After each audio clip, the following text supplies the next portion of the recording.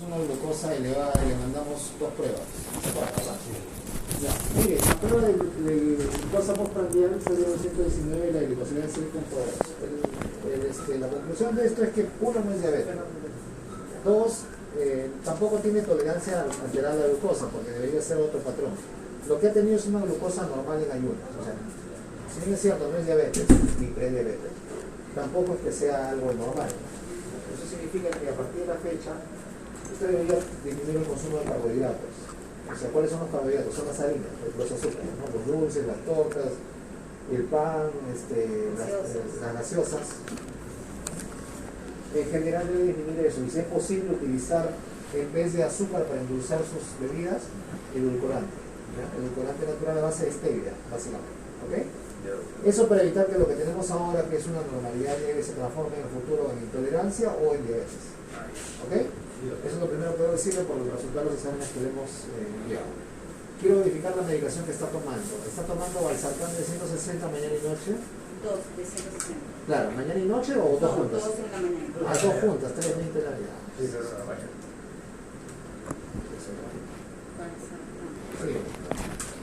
Vindapamida de 0.5, amlodipino de 10, aspirina de 100, atorvastatina de 40 y clonazepam de 0.5. Sí. ¿Cómo ha estado? Bien, doctor. ¿Sí? ¿Todo bien? ¿Alguna molestia? No, molestia. Ninguna molestia.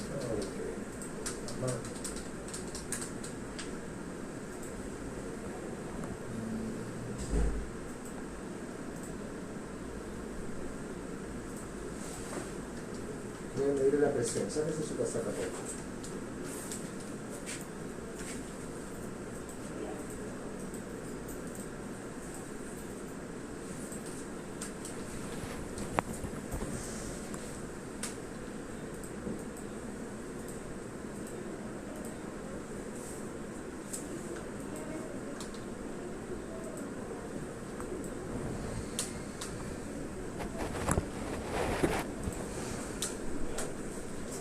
A ver, veamos.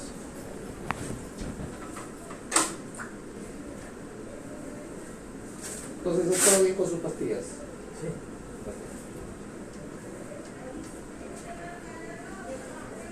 ¿Se ha medido la presión en casa? No.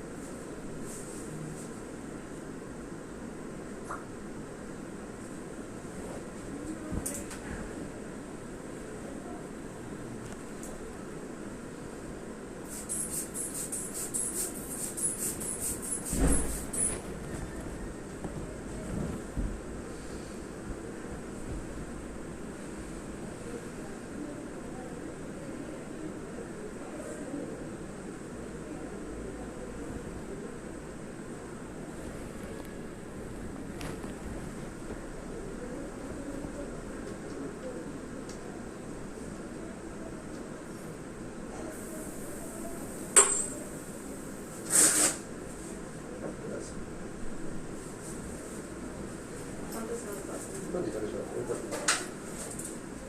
Mire para arriba.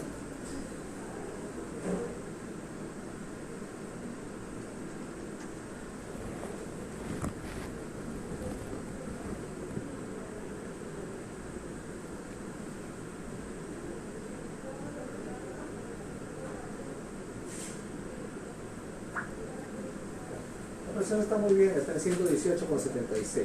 ¿Ya? Perfecto, puede colocarse ya la casaca.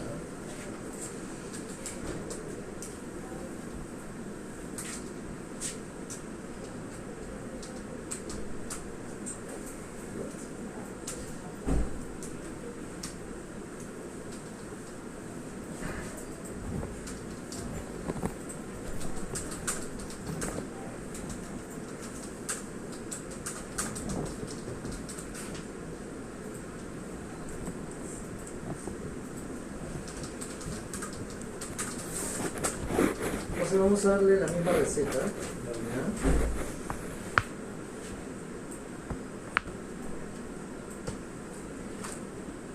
Está usted estable.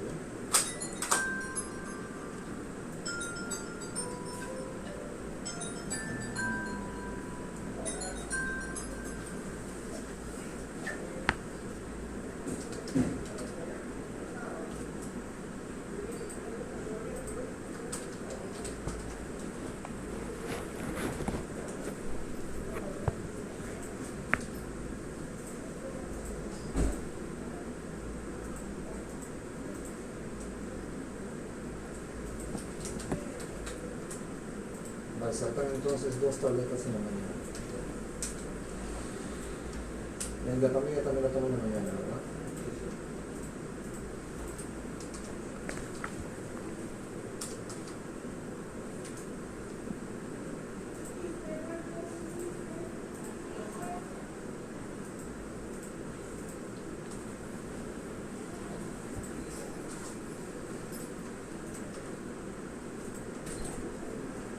¿El amlodipino también en la mañana o en la noche? Ah, no, Teniendo me dijo la historia, ¿lo repito? No, ya fue, creo. Yes. Ya lo entendí, sí. ¿Amlodipino quién lo toma?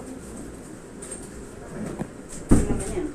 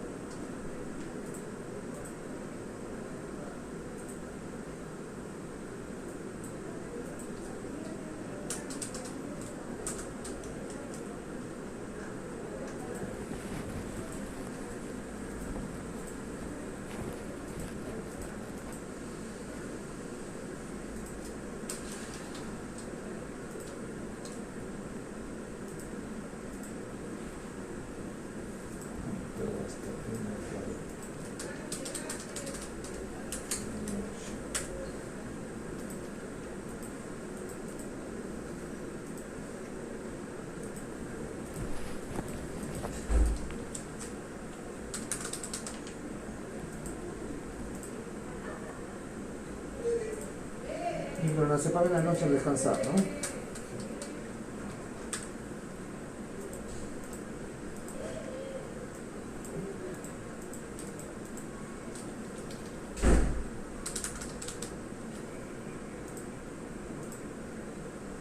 Listo, ya está su receta.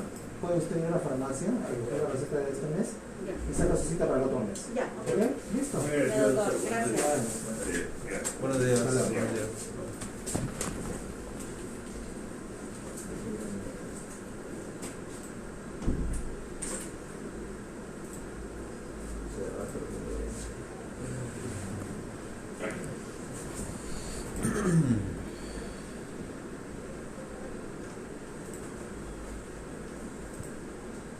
O sea que los otros son dirigentes.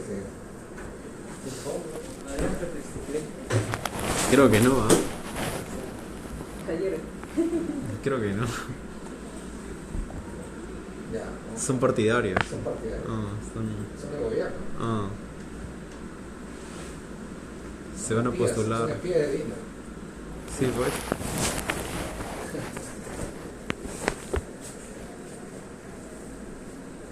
Porque miembros de mesa creo que no son.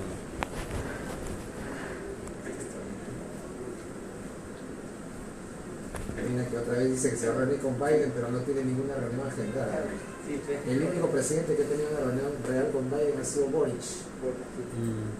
Una vergüenza ese presidente. Ahí se está yéndose al hoyo cada vez más.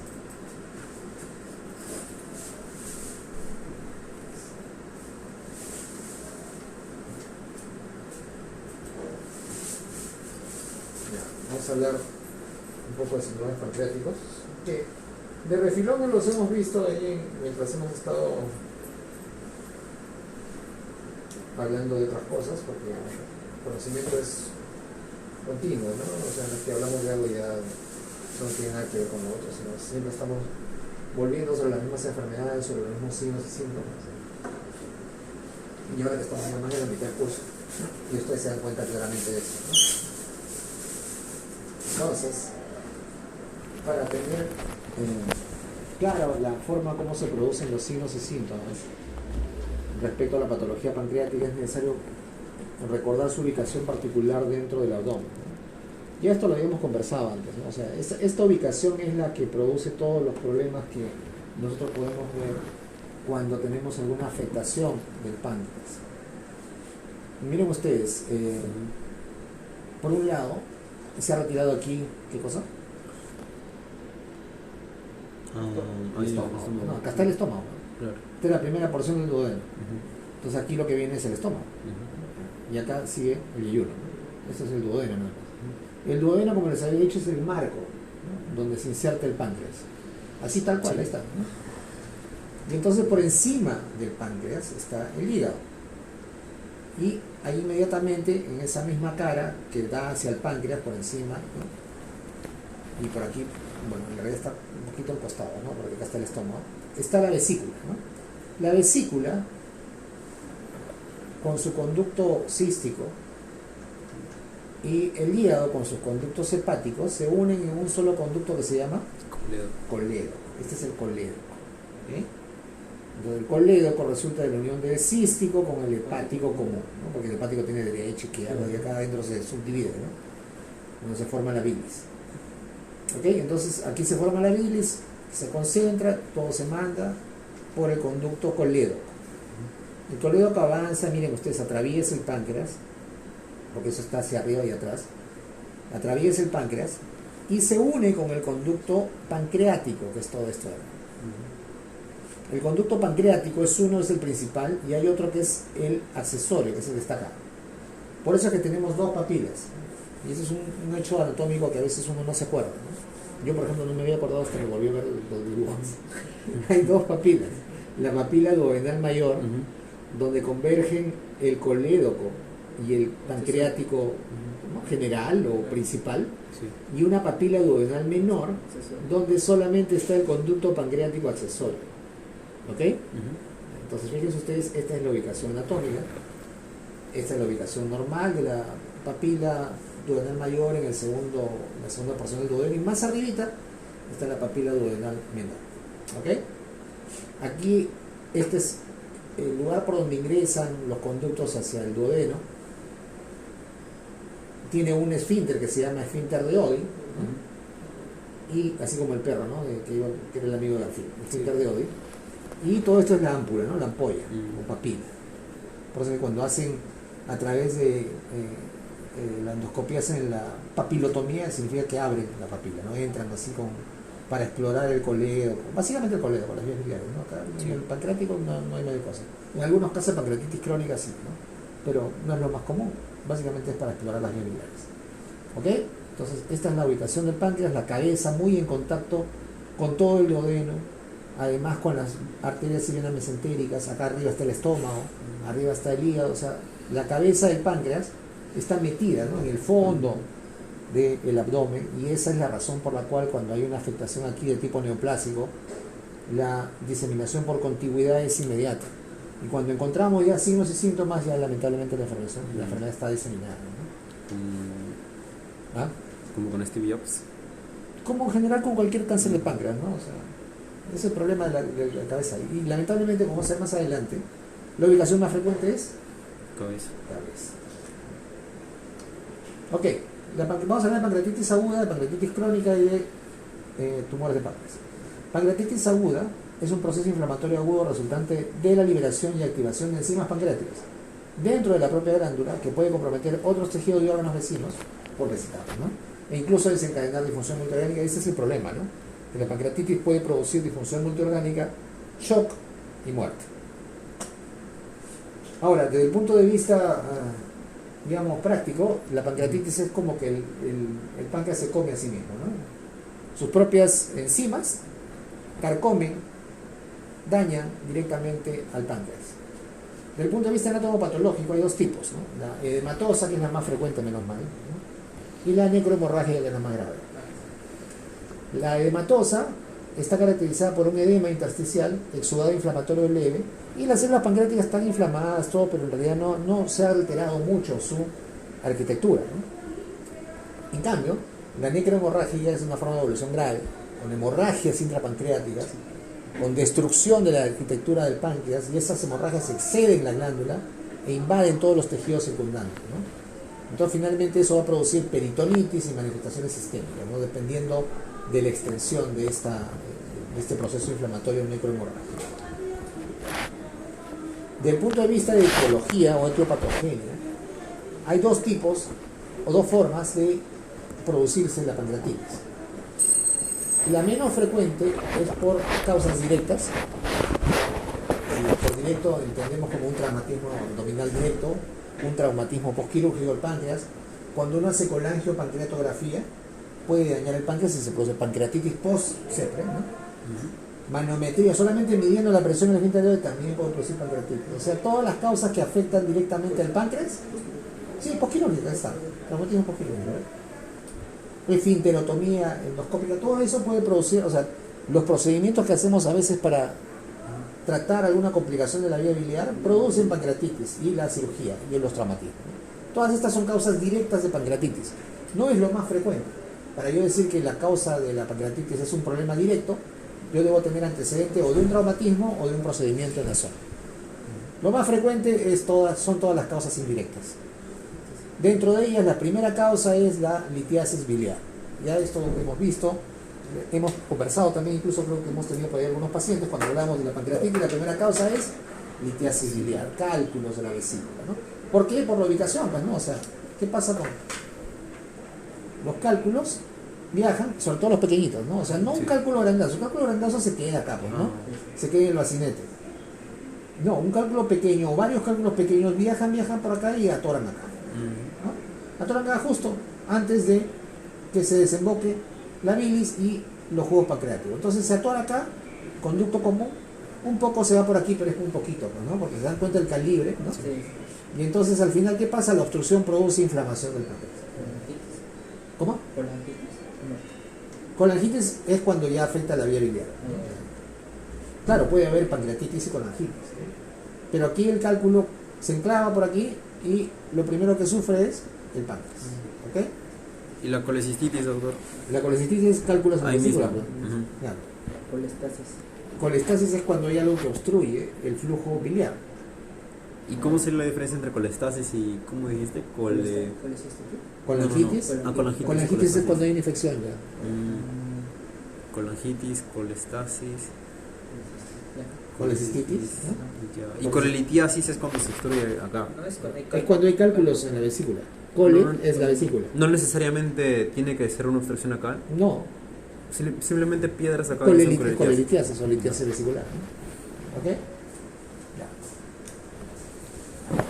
Entonces la litiasis biliar o colelitiasis es la causa más frecuente de las pancreatitis agudas. La segunda causa más frecuente es alcohol. ¿Ok? O sea, entre las dos son el 70% de las causas de pancreatitis agudas indirectas. 45% de litiasis biliar, segundo, alcohol. Y lo tercero ya son cosas más raras, ¿no? Alteraciones metabólicas como la hipertrigliceridemia, por eso que nos ponemos saltones cuando está por encima de 500 los triglicéridos. Hipercalcemia, como en el hiperparatiroidismo. ¿Por qué hipercalcemia? Porque el calcio, al fin y al cabo, es el catión que es el responsable de todos los cambios de la pancreatitis. Entonces, cuando hay hipercalcemia, eso, por otra causa, no por un problema que afecta al páncreas, como en el hiperparatiroidismo, eso va a finalmente producir pancreatitis. Los fármacos son responsables en un 5% de los casos de pancreatitis. O sea, no es cosita de nada, ¿no? O sea, es importante. ¿Cuáles son? Estos que son tratamientos para el HIV, si no me equivoco. Azatioprina, mercaptopurina, ácido valproico, paracetamol. ¿Okay? Entonces, tener en cuenta estos antirretrovirales. Azatioprina, que es un medicamento que utilizamos con cierta frecuencia como inmunosupresor. Mercaptopurina, que es un antimetabolito, si no me equivoco, ácido valproico, que es un anticonvulsivante, y el paracetamol de toda la vida, ¿no? Claro. Además de producir daño hepático directo, ¿no? Hepatopatía directa, puede producir además pancreatitis. Otro grupo importante de causas de pancreatitis son las infecciones. Y a la cabeza está la parotiditis, ¿se acuerdan, no? Las tres itis de la parotiditis. ¿Cuáles son? Parotiditis, ¿qué más? Pancreatitis. ¿Y cuál es el otro? ¿Dónde les duele más? Orquitis. ¿No aprendí eso? Orquitis, pancreatitis y parotiditis. Ese es el virus de la parotiditis, ¿no? Las paperas. El virus de la rubiola también produce pancreatitis. El citomegalovirus, el adenovirus, el virus del HIV y el virus Coxsackie. ¿Ok? Sí. Pero probablemente el más prominente es el virus de la parotiditis. Cuando tiene esa triada es cuadro clínico clásico, ¿no? Parotiditis, pancreatitis y orquitis. Sí. Bacterias como Mycoplasma, Campylobacter, Legionella, Mycobacterium tuberculosis, el complejo de Mycobacterium avium, y parásitos como los Ascardiasis y Chlororquiasis. Eso no los conozco. No. Ascaris lumbricoides sí, pues, ¿no? Se mete Claro. por todos lados, Sí, sí, sí. tapan todo.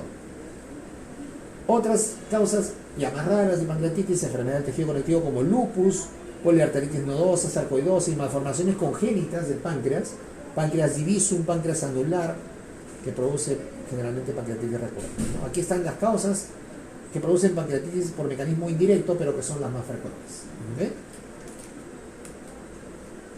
De aquí una vista de un artículo de revisión de pancreatitis de New England Journal que les he puesto ahí en la carpeta, que es muy interesante, para ver cómo evolucionan los dos tipos de pancreatitis, ¿no? La pancreatitis intersticial o la pancreatitis inflamatoria leve, ¿no? Edematosa. Edematosa, que es la mayor parte, menos mal, ¿no? Que viene con una mortalidad baja y más o menos se resuelve como en unas 4 a 6 semanas.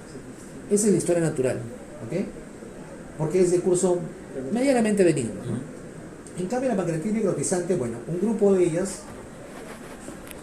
las necrotizantes se comportan casi como una edematosa, o sea, tienen una mortalidad baja, pero siempre producen pancreatitis moderada o severa, ¿ok? La otra puede ser leve o moderada, ¿no? Casi nunca es severa, pero esta sí moderada o severa. Y el resto sí, durante las primeras 2 semanas presenta falla orgánica múltiple, pancreatitis aguda severa con alta mortalidad. ¿Ok? Entonces fíjense ustedes la diferencia de la evolución de la pancreatitis necrotizante comparada con la edematosa. La fisiopatología es bastante compleja. He tratado de poner aquí en negrita los fenómenos más importantes. Hay un artículo que no lo he puesto, no se los he puesto a ustedes porque la verdad es que hasta para mí es complicado leer, que tiene que ver con los mecanismos fisiopatológicos de la pancreatitis aguda, pero es un artículo que está publicado en una revista de biología molecular. Entonces todo lo que van a leer ahí son mecanismos y más mecanismos y células y moléculas. Entonces es probablemente un poco pesado de leer, así que no lo he puesto, tampoco lo he utilizado como referencia. Pero aquí la conclusión para todos nosotros es que hay una serie de mecanismos que se suceden unos en cascada y que finalmente lo que van a producir es la secreción de enzimas pancreáticas dentro de sí mismo, ¿no? Y lo va a empezar a digerir sus propias enzimas, como que se autolesionara, ¿no? Y clásicamente hay 4 fases en la pancreatitis aguda: la fase intracelular, que es en cada célula del páncreas, donde hay un aumento desregulado del calcio. El calcio es la molécula, es el catión que tiene el papel fisiopatológico más importante en el inicio de la pancreatitis. ¿Por qué está aumentado el calcio? Por factores tóxicos y estrés celular, por la obstrucción, ¿no? Por el alcohol. Esto produce finalmente lesión de todas las organelas dentro de la célula, secreción ductal y acinada normal, activación intracelular de zimógenos dentro de la misma célula, ruptura de organelas y necrosis. Luego tenemos la fase intraacinar, ya dentro de los acines, ¿no? Pancreáticos. Entonces, estos zimógenos activados van a desencadenar estrés oxidativo y finalmente van a producir dentro de los acines necrosis, apoptosis y autofagia. Autofagia es que se copia a sí mismo, ¿no? La lesión acinar se asocia con la liberación de varias sustancias, entre ellas la activación del NF-κB, que es una molécula bien importante, ¿no? El factor de necrosis KB, kappa beta, ¿no? Que es una molécula bien importante en toda la fisiopatología. No voy a entrar en detalle, les repito, en ese momento esto se supone que debieron haberlo aprendido antes en fisiopatología. Entonces el factor de necrosis kappa beta es la molécula más importante de esta fase y genera una respuesta celular inflamatoria local en todo el páncreas, ¿no? Que perpetúa la lesión inicial. Y luego viene ya la fase donde todo el páncreas está comprometido, se liberan ya citoquinas, entonces ya estamos hablando de que el páncreas libera citoquinas al torrente, desencadenando que vengan más leucocitos al páncreas. Entonces va a perpetuar la lesión inflamatoria, ¿no? Y esto finalmente es lo que va a producir a mediano plazo y a largo plazo las complicaciones sistémicas. La extensión, la última fase sistémica y de falla orgánica múltiple, la extensión de la respuesta inflamatoria pancreática ya lleva a normalidades en la microcirculación peripancreática, trastornos de coagulación, aumento de endotelina, activación plaquetaria, aumento de todas las interleuquinas, 1 beta, 6, 7, 17, 22 y el factor de necrosis tumoral alfa, las que producen aumento de la permeabilidad de la barrera intestinal, y ahí estamos hablando de efectos a distancia, ¿no? Y hay translocación bacteriana, y ahí se fue todo el diablo.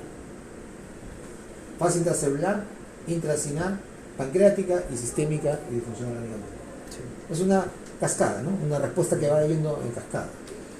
Aquí, una parte más o menos simplificada, cualquiera de las causas va a producir injuria, primero celular, después del páncreas, y después eso va a ser extendido a la vecindad y finalmente a distancia, ¿no? Miren, bueno, acá están los, por ejemplo, en la obstrucción ductal el mecanismo básicamente es sistémico. Luego se produce la injuria celular acinar, se activan las enzimas, cuando hay un transporte intracelular defectuoso, también activación de las enzimas, todo al final ocurre con activación de las enzimas, ¿no? Y va a producir edema intersticial e inflamación, proteolisis, necrosis grasa y hemorragia. Y esas son, digamos, las lesiones que pueden coexistir en una pancreatitis aguda. Mirando esta parte mucho más en detalle, ¿no? La célula acinar libera tripsina y proteasas. Esto produce, como han visto ustedes ya en la fase pancreática, producción de citoquinas, respuesta inflamatoria sistémica, y ya vemos ya con disfunción multiorgánica. Por otro lado, la destrucción tisular aumenta el edema, la inflamación local, esto produce dolor, el paciente está hiporéxico, el edema y la inflamación local vuelven a hacer retroalimentación positiva, hay ilio, o sea, se paraliza el intestino, hematuria, la destrucción celular además va a predisponer a que haya infecciones en el páncreas, y además hemos visto aquí, activa luego la translocación bacteriana y finalmente eso va a producir también infección a largo plazo. Los signos y síntomas son inespecíficos. Algunos cuando se encuentran son bastante sugerentes, pero en general el diagnóstico de la pancreatitis es una suma del cuadro clínico con la evidencia de la elevación de enzimas pancreáticas. ¿Okay? Y vamos a ver luego los criterios de la Asociación Americana de Gastroenterología. Pero los síntomas frecuentes son, primero, dolor epigástrico. Yo no me lo he puesto acá. Primero es el dolor epigástrico. ¿Okay? El dolor es epigastralgia, con una irradiación que puede ser en banda y que se va hacia atrás, ¿no? Hay algunos gráficos que están exagerados en la web. Este es el más, creo yo, más fidedigno a lo que ocurre en una pancreatitis. El dolor es epigástrico, con irradiación hacia la espalda, que puede ser en banda, que es lo que clásicamente se escribe, o simplemente puede no ser en banda, le duele adelante y se acabó, ¿no? Pero el dolor es intenso, ¿no? Es incapacitante. Esa es la posición del paciente, ¿no? Así, pretendiendo que presionándose le va a calmar el dolor, o si no se pone en posición, ¿no?, media fetal, ¿no?, contrayendo las piernas para ver si esto finalmente disminuye el dolor. El segundo signo y síntoma más importante son las náuseas y los vómitos. ¿Okay? O sea, esto debería ir acá, esto acá. Lo voy a corregir lo voy a cortar y pegar. Náuseas y vómitos es el segundo signo y síntoma importante. ¿Okay? Y obviamente la anorexia o la hiporexia, por lo que les he mencionado, ¿no? Y puede haber diarrea, pero básicamente ahí es teatorrea. ¿Ok? Que flota. Así es. ¿Cuáles son los signos? Fiebre, taquicardia, distensión abdominal, dolor, y en los casos en que la pancreatitis es hemorrágica, puede haber los signos que hemos visto antes, ¿no?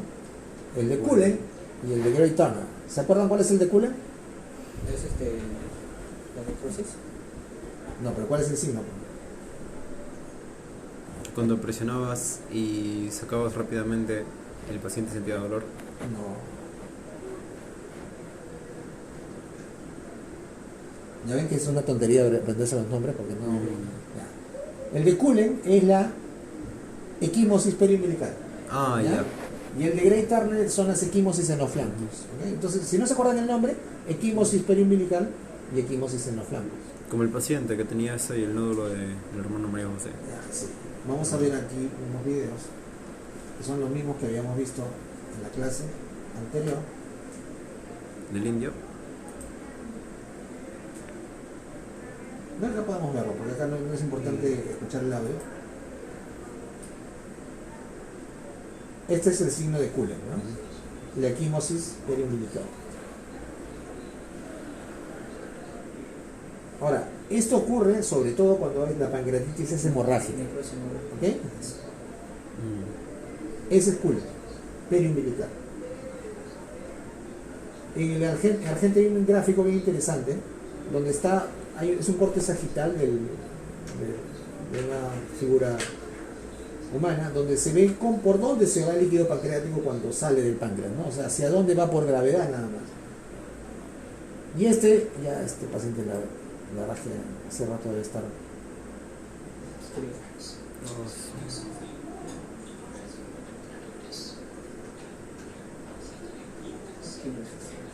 Este tiene todo, ¿no? Tiene Cullen, tiene Great Turner. Y tiene otros dos más, ¿no? El de Fox y el de Nikolsky, que no interesa, ¿no? La verdad. Nos interesa aquí el Cullen y el Great Turner, ¿no? O sea, la equimosis en los flancos, ¿no? Aquí además se han vuelto como bulas, y cuando uno pellizca la bula, ve, ese es el signo de Nikolsky, miren. Hay líquido, ¿no? Claro, se vuelven como bulas. Y cuando pellizca la bula, líquido. Todo está necrótico ahí, ¿no? Es terrible. Este paciente ya de salir muerto hace rato. Sí. Ya estos son signos ominosos de una gravedad importante de la pancreatitis. Está lleno de líquido. Por eso que se van a derramar. Sí. Ok. Las manifestaciones sistémicas se dan, cuando hemos dicho, cuando la pancreatitis evoluciona y es una pancreatitis severa, ¿no? En el pulmón, pleuritis con derrame, ¿okay? Derrame pleural en un paciente con pancreatitis es signo de gravedad. Atelectasia, síndrome de dificultad, ya en grado mayor y hay afectación pulmonar con distrés respiratorio, ¿no? Puede haber oliguria y anuria, desde el punto de vista renal. Desde el punto de vista hepático puede haber ictericia e insuficiencia hepática aguda por la respuesta inflamatoria sistémica, ¿se acuerdan? ¿No? Sí. Puede haber hipotensión por el CIRS y shock, ¿no? Cambios en el electrocardiograma que sugieren isquemia, arritmias, pero más frecuentes la hipotensión y el shock. En el sistema nervioso central, obviamente, desde la confusión hasta el coma, ¿no? Peritonitis, ilio, coagulación intravascular diseminada, trombosis, tromboembolismo, hipocalcemia, hiperglicemia. ¿Okay? Todas estas son manifestaciones sistémicas de una pancreatitis aguda severa. Y aquí lo he puesto no tanto por los dos últimos, sino por el primero, ¿no? Este es un gráfico donde vemos los criterios diagnósticos de la Asociación Americana, que son los criterios de Atlanta. Para que diagnostiquemos pancreatitis aguda deben haber dos de estos tres. Primero, el dolor abdominal característico, el que les he mencionado. Segundo, más de 3 veces el valor de lipasa o amilasa. De estos, ¿cuál es el más específico? El segundo. ¿Ah? El segundo. La lipasa. La amilasa se le da por cualquier tontería. La lipasa es el más específico del páncreas, ¿ok? Pero si no hay lipasa en el laboratorio, como estamos en el Perú y no hay nada, pero sí hay plata para que coman bocaditos en el Minsa y para que se viaje Dina a pasear y a reunirse con el jardinero de la Casa Blanca. A veces no tenemos lipasa, tenemos amilasa. Bueno, lipasa o amilasa más de 3 veces lo normal, pero el más específico es lipasa. Y un hallazgo en un examen de imágenes, básicamente tomografía, donde haya hallazgos sobre el páncreas, ¿no? Aumento difuso focal del páncreas, refuerzo heterogéneo, bordes irregulares, etc. ¿no? Puede ser una ecografía así también, pero la ecografía a veces no se ve bien el páncreas, lamentablemente pues por el reto peritoneal, ¿no? Y a veces, y además la ecografía del abdomen para ver el páncreas es operador dependiente, ¿no? En la tomografía no, ahí se ve claramente el páncreas, ¿no? Por eso es que es muy superior la tomografía sobre la ecografía. Si yo voy a diagnosticar y quiero hacer la clasificación de la severidad de la pancreatitis, debe ser por tomografía, ¿okay? Todo hospital debería tener un tomógrafo, por lo menos los 3-1, que son los hospitales generales, ¿no? Bueno, además aquí dice para tener la etiología y el manejo, pero acá me interesa esto, ¿okay? Eso respecto a pancreatitis aguda. El manejo es, para que tengan una idea, hidratación, tratar de reanudar lo más pronto posible la nutrición enteral. No se utilizan antibióticos profilácticos, solamente cuando yo tengo evidencia que hay una infección. Colangiografía, colangiopancreateo retrógrado, ¿no? Si es que hay coledocolitiasis, si está enclavado ahí en el coledo por el cálculo. Y cuando ya pasaron los síntomas, y fue una pancreatitis leve, el paciente no debería irse a su casa si no es operado. Con la cistectomía. ¿Ok? Eso está escrito en todos lados. Pero ¿qué hacen acá en el Perú? Aquí en este hospital, pasan la pancreatitis y le dan de alta. No la operan. Hace pasar el paciente. La da de alta y... ¿Ves? ¿Qué pasa con eso? Regresa de nuevo por la también, misma también. tontería. Pero O sea, ¿qué si será fuera- en ese caso? Citarle nada más Pero para ¿qué dice la evidencia que tienes que hacer? Mm. Operarlo después en el mismo evento. Que pase una semana y lo operas. Le han dicho que... ¿Qué le dijo que venga por consulta para que le cure la No, operación? no se hace eso. No se hace eso. ¿Qué pasa? Antes de que venga por la consulta se demora un siglo en atenderlo. Otra vez. Yo atendí a una paciente que tenía 3 veces, para que la última fue con UCI. Eso no puede ocurrir, pues eso es una desgracia, eso es casi criminal. Sí. No puede ocurrir eso en un país medianamente civilizado, pero lo hacen, así lo hacen. ¿En qué hacemos? ¿Le ensanchamos el conducto para que... ¿Le ensanchamos el conducto para que no... No, pues si la causa de la pancreatitis biliar es los cálculos de la vesícula, ¿qué haces? ¿Te vuelan la vesícula? Bueno, Vamos, con la cistectomía. ya, Está llena de cálculos, son pelotitas que voy soltando de cuando en cuando. 3 veces a una paciente, la tercera casi se muere. Ahí recién, la operaremos. Malditos. La crónica ya es un problema completamente distinto. O sea, puede tener su inicio en una pancreatitis aguda, sí, pero en realidad son una serie de enfermedades fibroinflamatorias progresivas que dañan la glándula y el problema final es insuficiencia pancreática. Insuficiencia pancreática exocrina y endocrina, ¿no? Exocrina son todas las sustancias que mandan básicamente para la digestión. Y endocrina son todas las hormonas que secreta el páncreas, ¿no? Es un órgano que tiene doble función, ¿no? Endocrina y exocrina. ¿Cuáles son las causas de la pancreatitis crónica? A la cabeza, alcohol. Pero hay que decir que hay 3 tipos de pancreatitis crónica. La calcificante, que es la más frecuente, la obstructiva y la autoinmune. La autoinmune es la más rara, tipo 1, tipo 2. No vamos a hablar mucho de eso. La más frecuente es la pancreatitis crónica calcificante. Y aquí la primera causa es el alcoholismo. El consumo de alcohol produce cirrosis, pancreatitis, cáncer hepático, etc. Un montón de problemas, aparte pues de todos los problemas psicosociales que conlleva, ¿no? Pero aquí la causa a la cabeza, no olvidar, de pancreatitis crónica calcificante, el alcoholismo. Además, el tabaquismo. Además, hay algunas predisposiciones genéticas para hacer pancreatitis crónica. Está asociada también a enfermedades sistémicas, algunas enfermedades sistémicas. Puede ser también idiopática, lo cual es realmente raro y preocupante porque no hay forma de hacer nada y es completamente degenerativa. Aquí el único manejo posible es el trasplante de páncreas.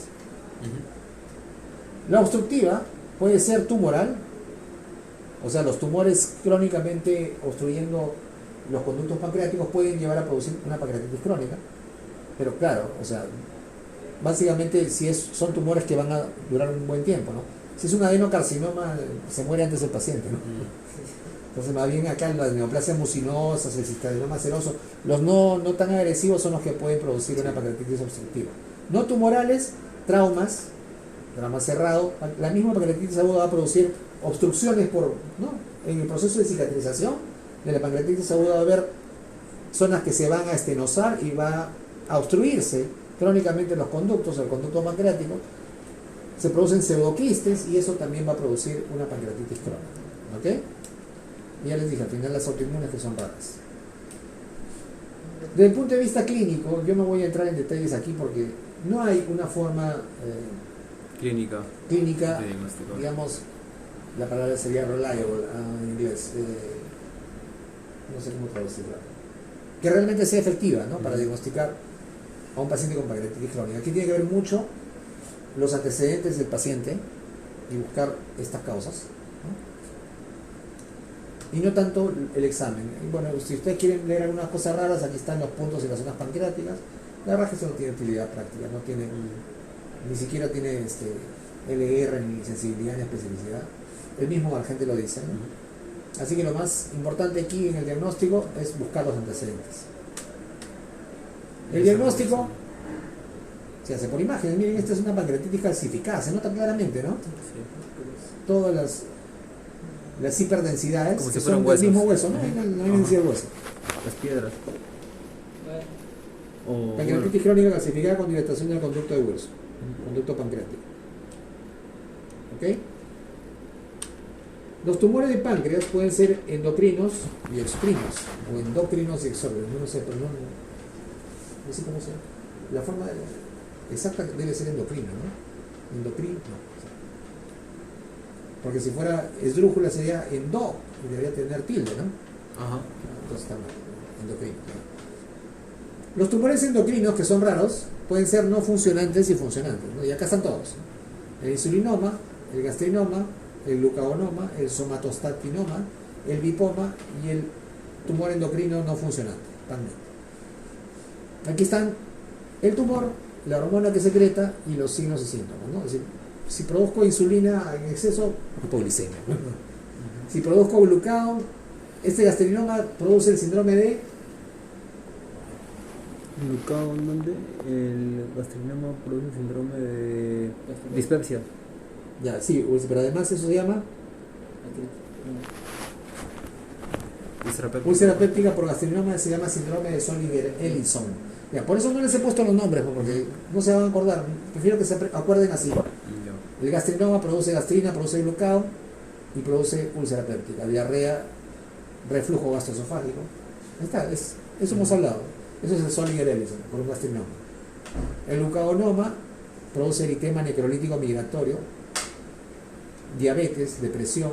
El somatostatinoma produce diarrea, diabetes, hipocloridria, colelitiasis. El lipoma, diarrea acuosa, ¿no? Hipocalemia, cloridria. Estos son los tumores endocrinos. En la gente están todos con nombre, ¿no? Como les gusta. Así es como debería ser, ¿no? Y los tumores malignos, lamentablemente, son los más frecuentes. O sea, los tumores exocrinos, ¿no? ¿Por qué son exocrinos? Porque secretan sus sustancias fuera de la célula, ¿no? En el tracto gastrointestinal. Bien, el adenocarcinoma es el más frecuente y además es el 90%, más del 90% de los tumores sólidos malignos. Así, cuando hablamos de cáncer de páncreas, estamos hablando básicamente de adenocarcinoma. Suele presentarse la epidemiología en mayores de 55 años. Los factores de riesgo que están asociados, pero asociados, o sea, no como causales, pero asociados son el tabaquismo y la pancreatitis crónica. ¿Ok? O sea, tener una pancreatitis crónica ya es factor de riesgo para hacer adenocarcinoma. El tabaquismo es factor de riesgo para casi todos los tipos de cáncer. No, el adenocarcinoma de células ductales es 9 veces más frecuente que el de células acinosas, ¿no? O sea, hay dos tipos de células en el páncreas, ¿no? Ductales y acinosas. Okay. El de células ductales es el 90%. ¿Okay? Y lo que les dije antes, ¿no? Lamentablemente la ubicación más frecuente es cabeza. O sea, acá. Donde están viendo aquí la coliflor, ¿no? O sea, el adenocarcinoma de cabeza y páncreas es el más frecuente de todos los tumores de páncreas y por eso lamentablemente los pacientes evolucionan tórpidamente, ¿no? Porque los detectamos cuando ya están en un estadio avanzado de la enfermedad. 20% cuerpo y cola solo 10%, ¿no? Es más, aquí les ponen en la cola como ejemplo un tumor neuroendocrino, ¿no? O sea, porque por ahí es la ubicación frecuente de estos tipos de tumores. En cabeza son adenocarcinomas. Este es una infografía del sistema inglés de salud. Los ingleses tienen un sistema de salud de verdad, ¿no? Donde ustedes pueden ver los signos y síntomas del cáncer de páncreas. Ahora, lamentablemente la mayoría ocurre cuando ya están en estadios avanzados, ¿no? Depresión es un síntoma neuropsiquiátrico constante. Depresión, y además de depresión, el paciente tiene conducta irascible. O sea, típicamente ustedes ven en su nota, van a decir el paciente pancreático es el paciente que se pelea con todo el mundo. Hay un capítulo en House, ¿no? Todo lo que les digo pueden verlo en House. Hay un capítulo en House donde el paciente tiene cáncer de páncreas, ¿no? Se pelea con todo el mundo, y él se da cuenta cuál es su diagnóstico, ¿no? Indigestión, inicio de diabetes en un paciente que no la tenía, ¿ok?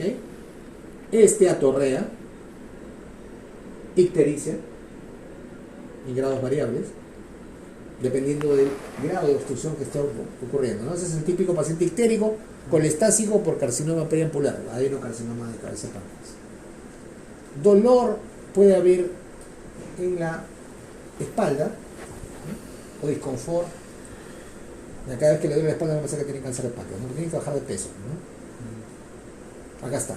pérdida de peso inexplicable. ¿No? Si te duele la espalda y están engordando, no, eso no es cáncer de páncreas, eso es lumbalgia mecánica. Parece un chiste, pero es cierto, pues, o sea, me duele la espalda, tengo cáncer de páncreas, no, estás gordo, no, es lumbalgia mecánica. ¿Ya? Tiene que dolerte la espalda y estar bajando de peso. ¿Ok? Puede haber un poco de disconfort abdominal superior, que es justamente la zona por donde está el páncreas, acuérdense, está retroperitoneal, más o menos en el epigastrio mesogastrio. Hiporexia, fatiga, cansancio, y aquí hay un punto importante que no lo han puesto probablemente porque esto va para pacientes, y es que el cáncer de páncreas es uno de los cánceres más trombogénicos que ocurre. Trombosis venosa profunda, trombosis, síndrome de Trousseau, que es la trombosis migratoria, ¿ya? Eventos trombóticos en general inexplicables en un paciente que no tiene ninguna condición conocida, cáncer de páncreas. ¿Otro podría ser el cáncer de riñón? Todos los cánceres producen, No, sí, todos, pero ¿no? otro Porque acuérdense que está en el claro. Wells, es uno de los Ujú. factores de riesgo, ¿eh?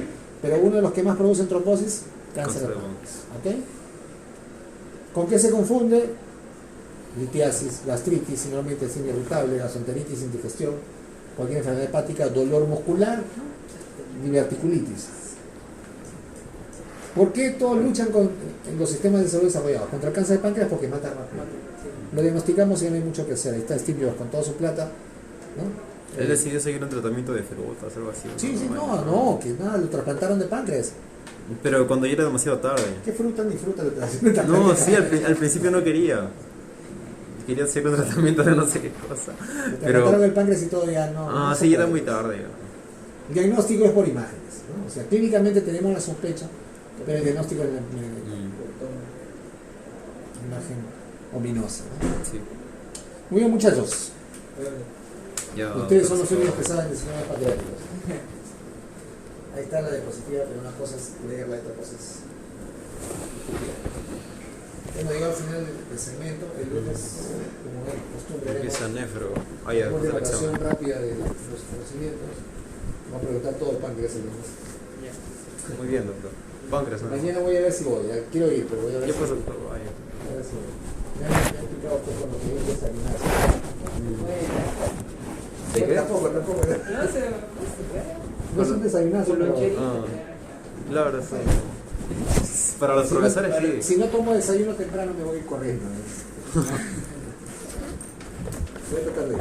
Ya, Lo que doctor. pasa es que quiero ver la cara del doctor Díaz. Pero no lo viste por videollamada. No, porque Claro. Del Rebaglati va a ser, ¿no? Sí, en realidad. Ya, doctor. Bueno, muchachos.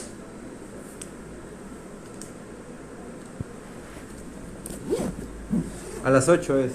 Sí, pero si yo voy un poco más tarde, porque me tengo que hacer. Claro, Igual empieza igual a las entra. 8:30. Sí, sí, Él sí. lo deja entrar. Si no me siento atrás. pues. Ah, igual ni siquiera hay nadie vigilando como para que. Chao, Ya, doctor, chao. Gracias. Tu mochila está abierta. ¿No? Sí, abierta.